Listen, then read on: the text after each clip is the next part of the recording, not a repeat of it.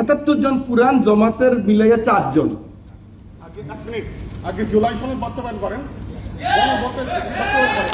শহীদ পরিবার কথা কেউ বলতে চান এখানে, ঠিক আছে? এখানে শহীদ পরিবার আছে, আপনি 1500 শহীদ পরিবারের কথা বলেন নাই, আপনি 3000 আহত কথা বলেন নাই।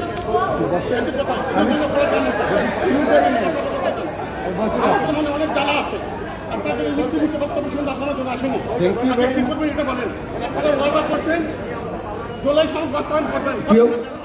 পপুলার বক্তব্য, পপুলার বক্তব্য। বর্ষা বিপ্লবের কথা তো প্রথমেই বলেছি নাকি ব্রাদার?